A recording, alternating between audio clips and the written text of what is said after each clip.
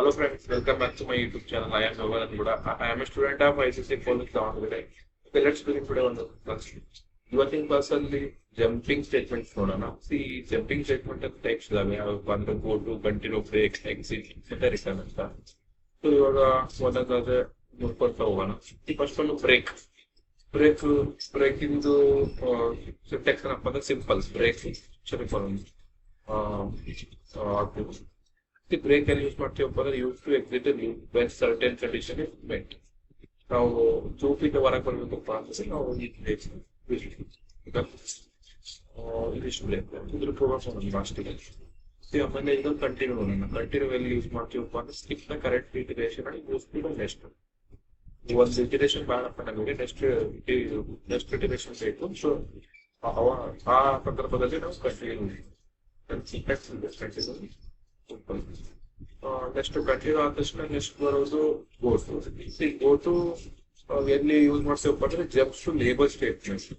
ಒಂದು statement ಸ್ಟೇಟ್ಮೆಂಟ್ಗೆ jump ಅಂದ್ರೆ ಈ ಗೋಟು ಅನ್ನೋದು ನಾವು ಯೂಸ್ ಮಾಡ್ತೀವಿ ಲೇಬಲ್ ಅಂತ.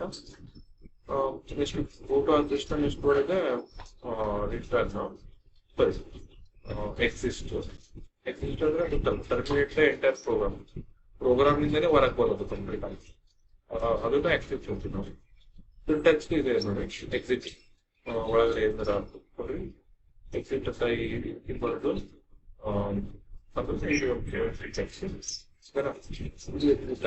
ಬರೋದು ರಿಟರ್ನ್ ಬರ್ತದೆ. ರಿಟರ್ನ್ ಸ್ಟೇಟ್ಮೆಂಟ್ ಅಂದ್ರೆ ಎಕ್ಸಿಟ್ ಫ್ರಮ್ ಎ ಫಂಕ್ಷನ್. ಈಗ ಒಂದು ಯಾವ್ದೋ ಒಂದು ಫಂಕ್ಷನ್ ಇರುತ್ತೆ, ಅದರಿಂದ ನಾವು ಹೊರಗೆ ಬರಬೇಕು. ಸಾರಿ, ಅದರಿಂದ ನಾವು ಏನಾರ ರಿಟರ್ನ್ ಮಾಡೋದಪ್ಪ ಅಂದ್ರೆ ನಾವು ಅವಾಗ ನಾವು ಫಂಕ್ಷನ್ ಅಲ್ಲಿ ಯೂಸ್ ಮಾಡ್ತೀವಿ ರಿಟರ್ನ್ ಅಂತ. ರಿಟರ್ನ್ ವ್ಯಾಲ್ಯೂ ಇದ್ರದ್ದು ಪ್ರೋಗ್ರಾಮ್ ಮೂಲಕ ತೋರಿಸ್ತೀನಿ. ಇವಾಗ ಪ್ರೋಗ್ರಾಮ್ ಹೋಗಿ ನೋಡೋಣ ಒಂದೊಂದೇ ಏನಂತ. ಇವಾಗ ಫಸ್ಟ್ ಆಶ್ ಇರ್ತಲ್ಲ ಸ್ಟೇಟ್ಮೆಂಟ್ ಎಲ್ಲ ಗೊತ್ತು. ಒಂದು ಟೈಪ್ಸ್ ತಗೊಂಡ್ವಿ, ಮತ್ತೆ ಐ ಅನ್ನೋದು ಒಂದು ವೇರಿಯಬಲ್ ತಗೊಂಡ್ವಿ. ಆಮೇಲೆ ಒಂದು ಫಾರ್ ಲೂಪ್ ತಗೊಂಡ್ವಿ. ಫಾರ್ ಲೂಪ್ ಅಲ್ಲಿ ಐ ಇಸ್ ಈಕ್ವಲ್ ಟು 1 ಅಂತ ತಗೊಂಡ್ವಿ, ಮತ್ತೆ i is greater than or equal to 5 ಅಂತ ತಗೊಂಡ್ವಿ. ಆಮೇಲೆ ಅಪ್ಡೇಟ್ ಮಾಡ್ತೀವಿ. ಇದರಲ್ಲಿ ನಮಗೆ ಒಂದು ಯಾವ್ದೋ ಒಂದು ನಂಬರ್ ಇಂದ ನಮ್ಗೆ ಸ್ಟಾಪ್ ಆಗೋದಪ್ಪ ಈ ಲೂಪ್. ಸೊ ಅದನ್ನು ನಾವು ಕಂಡೀಷನಲ್ ಸ್ಟೇಟ್ಮೆಂಟ್ಸ್ ಇಂದ ನಾವು ಯೂಸ್ ಮಾಡ್ಕೊಂಡು ಸ್ಟಾಪ್ ಮಾಡ್ತೀವಿ. ಯಾವ ರೀತಿ ಅಂದ್ರೆ ಇಫ್ ಅಂತ ಅನ್ಕೊಂತೀವಿ. ಇಫ್ ಒಳಗಡೆ ನಾವು ಏನು ಕಂಡೀಷನ್ ಅಲ್ಲ ಅದು ಕಂಡೀಷನ್ ಹಾಕೋದು. I is equal to 3.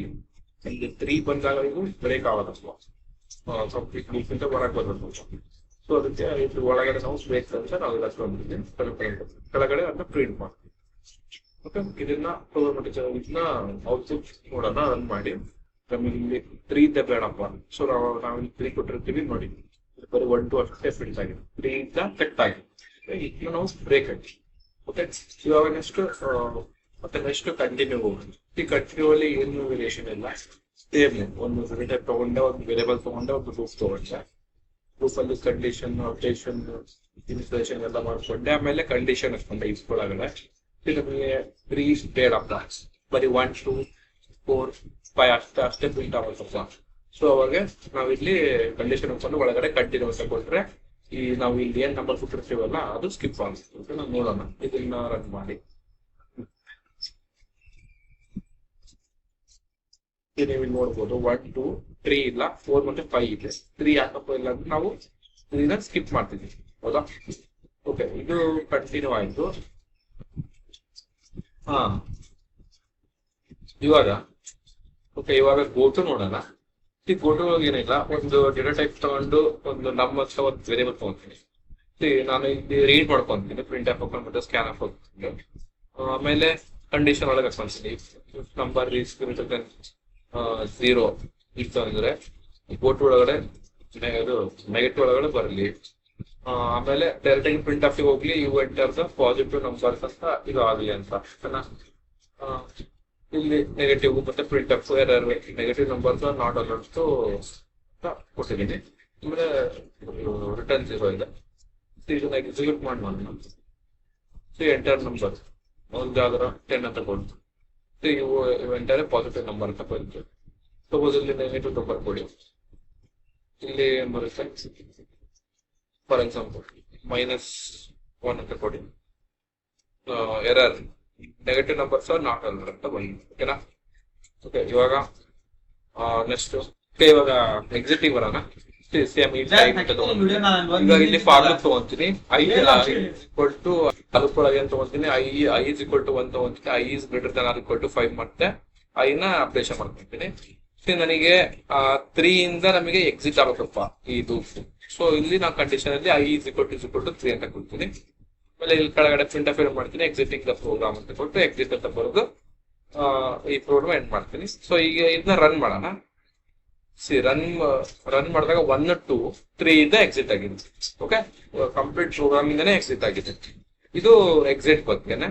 Next ಇವಾಗ ರಿಟರ್ನ್ ಮಾಡೋಣ. ರಿಟರ್ನ್ ಅಲ್ಲಿ ಸೇಮ್ ಫಸ್ಟ್ ಪ್ರೀ ಪ್ರೊಸೆಸರ್ ಇವೆಲ್ಲ ಬರ್ತೀವಿ. ಇಲ್ಲಿ ಬಿಫೋರ್ ನಾವು ಪ್ರೀ ಪ್ರೊಸೆಸರ್ ಆಗಿದ್ಮೇಲೆ ನಾವು ಇಲ್ಲಿ ಮೇಲೆ ಫಂಕ್ಷನ್ ಡಿಕ್ಲರೇಷನ್ ಮಾಡ್ಕೊಳ್ತೀವಿ. ಇಂಟು ಆಡ್ ನಾವು ಎ ಮತ್ತೆ ಬಿ ಅನ್ನೋದು ಒಂದು 2 ಇನ್ಪುಟ್ಸ್ ಪ್ಯಾರಾಮೀಟರ್ಸ್ ಆಗಿ ತಗೊಂತೀವಿ. ತಗೊಂಡು ಇಲ್ಲಿ ನಾವು ರಿಟರ್ನ್ ಮಾಡ್ಬೇಕಲ್ಲ, ಸೊ ಅದು ರಿಟರ್ನ್ ಎ+ಬಿ ಅಂತ ಬರ್ಕೊಂತೀವಿ. ಇಲ್ಲಿ ಕೆಳಗಡೆ ಮೇನ್ ಫಂಕ್ಷನ್ ಬರ್ತೀವಿ. ಮೇನ್ ಫಂಕ್ಷನ್ ಅಲ್ಲಿ ನಂಬರ್ 1 ಮತ್ತು ನಂಬರ್ 2 ಅಂತ ತಗೊಂತೀವಿ, ಮತ್ತೆ ರಿಸಲ್ಟ್ ಅಂತ ತಗೊಂತೀವಿ. ಇವೆರಡು ಆಡ್ ಮಾಡಿ ಸ್ಟೋರ್ ಮಾಡಿಸ್ಬೇಕಲ್ಲ, ಸೊ ಅದು ರಿಸಲ್ಟ್ ಅಂತ ಒಂದು ವೇರಿಯಬಲ್ ತಗೊಂತೀವಿ. ಆಮೇಲೆ ಇಲ್ಲಿ ಪ್ರಿಂಟ್ ಆಫ್ ನಾವು ರೀಡ್ ಮಾಡ್ಕೊಂತೀವಿ ನಂಬರ್ 1 ಮತ್ತೆ ನಂಬರ್ 2ನ. ಆಮೇಲೆ ರಿಸಲ್ಟ್ ನ ಸ್ಟೋರ್ ಮಾಡ್ತೀವಿ, 2 ನಂಬರ್ ನ. ಇದು ಫಂಕ್ಷನ್ ಕಾಲಿಂಗ್. ಇದು ರಿಸಲ್ಟ್ ಇಸ್ಕೊಳ್ತು ಆಡ್ ನಂಬರ್ 1 ನಂಬರ್ 2 ಇರೋದು. ಆಮೇಲೆ ಕೆಳಗಡೆ ಪ್ರಿಂಟ್ ಮಾಡ್ತೀವಿ ಬಂದು ಸಮ್ ಆಫ್ ಪರ್ಸೆಂಟೇಜ್ ಇಸ್ಕೊಳ್ತು ರಿಸಲ್ಟ್. ಸೊ ಇದ್ರ ಔಟ್ಪುಟ್ ನೋಡೋಣ ಯಾವ ರೀತಿ ಬಂದಿದೆ ಅಂತ. ಇಲ್ಲಿ ಕ್ಯಾಪಿಟಲ್ ಯೂಸ್ ಮಾಡಿದ್ರೆ ಸೊ ಎರರ್ ಬಂದಿತ್ತು, ಸೊ ಅದನ್ನ ಕರೆಕ್ಟ್ ಮಾಡಿದ್ವಿ. ಸೊ ಬನ್ನಿ ಇವಾಗ ರನ್ ಮಾಡೋಣ. ಎಂಟರ್ 2 ನಂಬರ್ಸ್ 10 ಮತ್ತೆ 11 ಕೊಡ್ತೀನಿ. ಈ 10 ಮತ್ತೆ 11 ಅಂದ್ರೆ 21 ಟು ಸಮ್ ಆಗಿ ಕೊಡ್ತೀವಿ. ಓಕೆ, ಇದು ರಿಟರ್ನ್ ಒಂದು ಪ್ರೋಗ್ರಾಮ್. Thank you.